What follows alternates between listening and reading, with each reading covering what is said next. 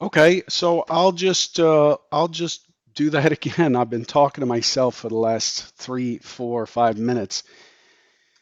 Uh, so let's do that again. Thanks for joining me this morning on another Trader Bite. This is episode number 1726. Uh, Derivatives trading is not suitable for all investors. Past performance is not necessarily indicative of future results. Anyway, there's something weird about YouTube here. It did not initiate the stream when my broadcast software is telling me that it is. Hopefully, you can hear me loud and clear. I'm sorry to those people on Periscope. You're kind of have to hear this again. Apologies for that, but looks like YouTube stream didn't go. Anyway, I don't remember if I did this. Derivatives trading is not suitable for all investors. Past performance is not necessarily indicative of future results. The market sentiment is currently mixed. So we're looking at indices, some indices being up, some down. Gold up, crude at the top up 9.31%, and the DAX is off, down almost 0.9%. That's where we stand. Let's hop right in and take a look at what was expected yesterday. Yesterday, we were looking at a gap down. We were opening up against the 2467, 2470 area. The primary expectation is responsive buying. This is the green line, responsive buying that fails around 2503. 2505 area, but did expect a test of this 2500 area, and then for it to rotate over and then to move back into 2440 to consolidate basically in this high volume node as I outlined here. That's the primary scenario yesterday. Here's what actually happened. Here's what actually happened. So again, that was done pre-market. We opened a little bit higher, 24.74. We pushed up to 25.09. Remember, I was expecting 25.05. And then it rotated down into that 24.50 area, that high volume node right here. Let me move this over. That high volume node right there. Pushed right into that high volume node at 53, bounce back up to the mid. Look at this mid test. I mean, come on. We have an impulse down on the 15 minutes, pull back to the mid, and then we get the continuation trade.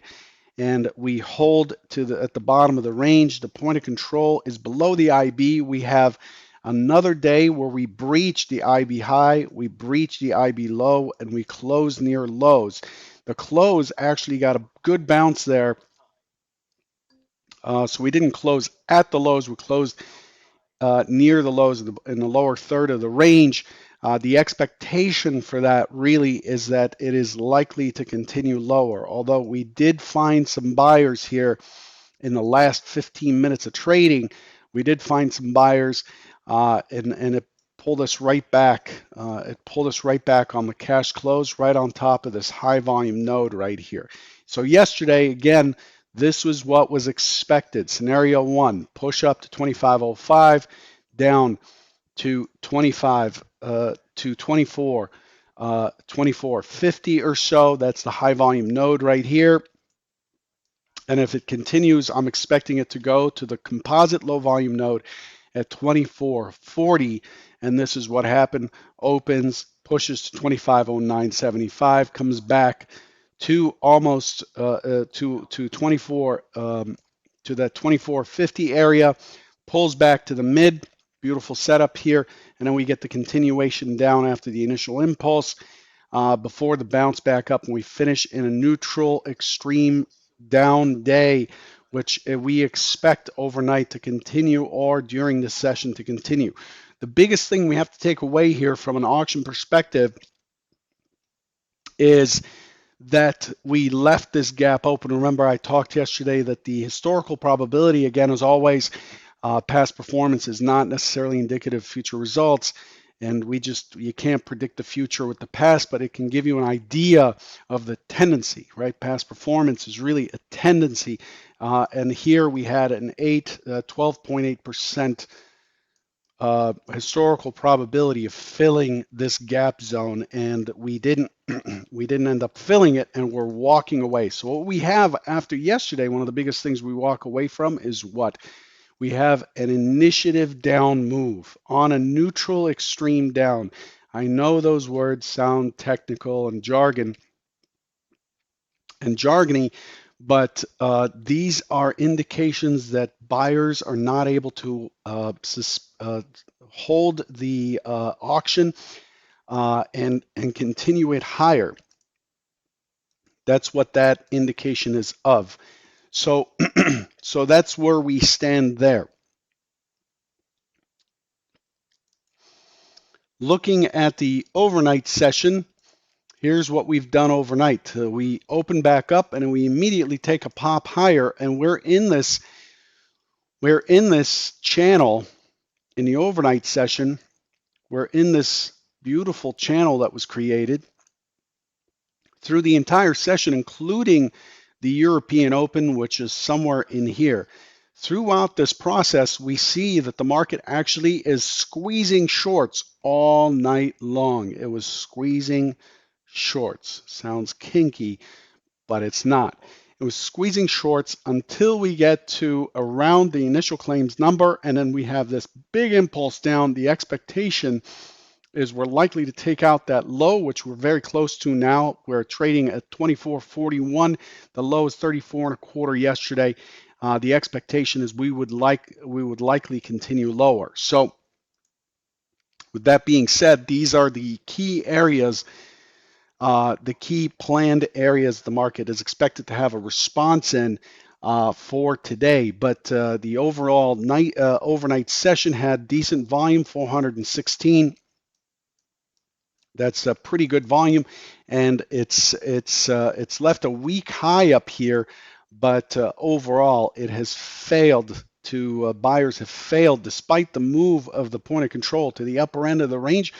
Buyers have failed to hold those prices, and so what happens here is you see the sharp, in statistical terms, it's called a hykertosis, kind of a compressed sharp.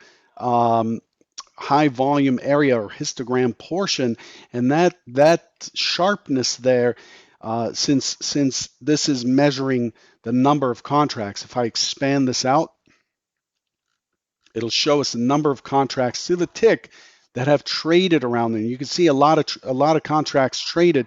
These would be in the 10 to 15,000 per price. In the day session, night session, 3 to 4,000 is actually pretty heavy.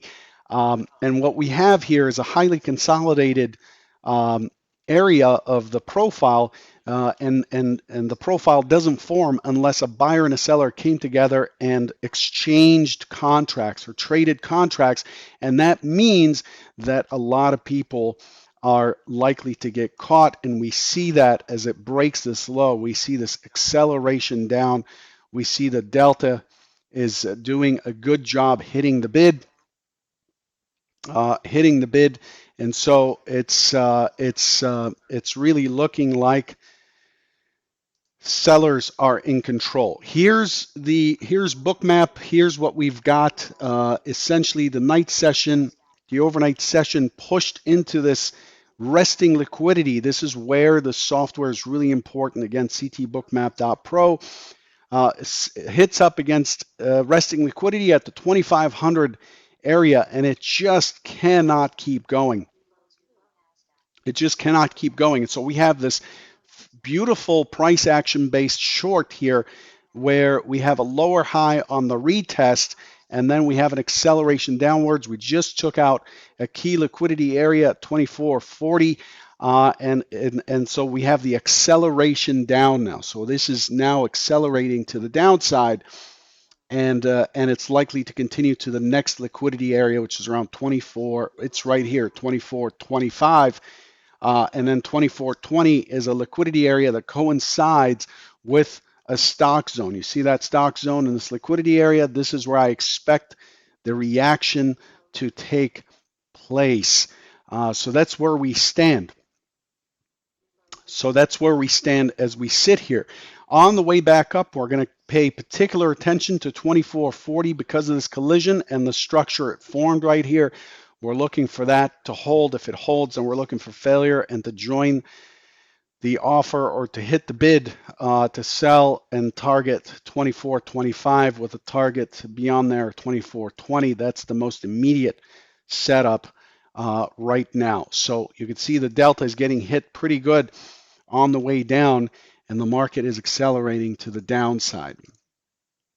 I think we're pretty far from limit down, so I'm not going to get into that. And that's where we stand this morning. Okay, so that's the market story, the market's narrative and story. I want to show you this chart again real quick. It is the composite chart and how that has laid out. So we put in an all-time high at 3382.50, an all-time low at 2179, not an all-time, but a recent low at 2179.50. The 38% pullback is 39.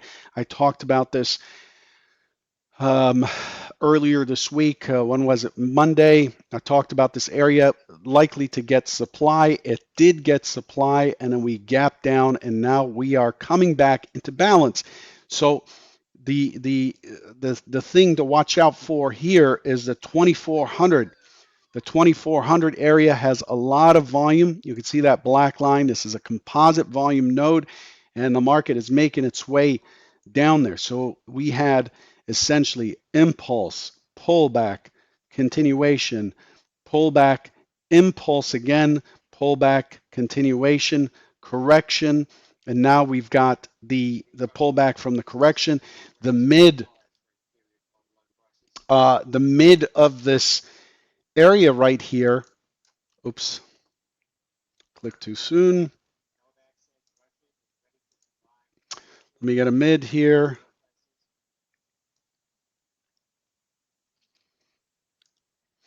The mid of the area is 2404, which coincides with that 2400. That's a big, big area I'm watching for today. It's a century figure. It is the MC point of control.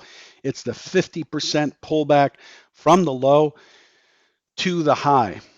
Okay, so that's where we stand. Now, what do we have for today? Please, I'm going to take a moment and just remind you that EdgeClear launches today. Please visit edgeclear.com. This is a brokerage that I created with a group of 3 super brokers. We're a family, and I'm happy that we're still together. We ran another brokerage that we're not a part of anymore, thankfully, and we've come together, and our goal is to serve the online trader. My entire focus for the last 12 years since I've been online is to improve the online trading community, not only to help the community, but to help myself and to keep growing as the market became very scattered and it was hard to find other traders to trade with. So that's what Convergent Trading is about. This is what EdgeClear is about. I would love to get your support. Please check it out. Highly competitive commissions and just highly experienced brokers, award-winning brokers. And I'd like you to take a look at it and help support it so we can see success. Here's where we stand today. We're opening at the bottom end of the range. Again, this is a neutral extreme down day. We're opening at the bottom of the range, and this action that we're seeing right now is what was expected overnight. And so this morning, I'm looking for this to continue down, open auction, comes down to the 20 area, finds responsive buyers, comes back as far as the point of control, consolidates for a good portion of the session before it starts to give in and head towards that 2400 area right here. This is an important area, this 2400. Again, 2400 has confluence. Century figure, mid of the it's the midpoint or the 50% fib of the rotation up from the low, the most recent low, and it is the MC point of control of the recent auction. So that's scenario one. I'm looking for it to continue to test those prices on the way down until it finds buyers. I'm expecting a reaction at those prices down there. Secondary scenario. The primary scenario is bearish. Secondary scenario, open, tests down, starts to move towards that 2400, impulses up, consolidates in the middle, and then comes back to the point of control from yesterday and starts pushing towards this 2470 area before it finds resistance. 2470 from yesterday. The overnight high is 2502. I'm not expecting it to go all the way up there. It could get to 2490, but the environment's not such that this problem with COVID-19 and the economy is solved so that the market can, with confidence, push higher. So that's what I'm looking for immediately today. Those are the two key scenarios. And just remember, the context is we could not fill in this gap and we had a neutral extreme down. Those two pieces give scenario one a lot of weight. The third scenario is a responsive buying because the overnight inventory is mixed. I'm looking for responsive buying by a little bit and then a drive down. That would be scenario three. So open, test up, drive down, and that would push to 2400 quickly and then poke through and get into the 2390 area before it starts to stabilize. Those are the ideas for today. I want to leave you with a thought. A thought sponsored by EdgeClear here. A prudent speculator never argues with the tape. Markets are never wrong. Opinions often are. This is Jesse Livermore from Reminiscences of a Stock Operator. A prudent speculator never argues with the tape. There is no point trying to impose a plan or our lines or our scenarios on the market. The idea is to have a plan and then align ourselves with it when the market shows up. So the markets are never wrong. Our opinions often are. So let's try to trade. And this is very hard to do, by the way. It takes a lot of practice. You align yourself. You look at the market without any judgment, and you're simply aligning yourself with whatever shows up in your time frame. Okay. The tape is the ticker tape, which is what they used to use back then, at the beginning of the century, the last century. It's the time in sales or whatever the last tick is. Don't argue with the ticks coming out of the market. In other words, the market is likely to continue in the direction that it shows, regardless of what you think. Okay. Good luck today, and I'll catch you tomorrow morning. Again, please visit EdgeClear. Check us out. Open an account. Take care.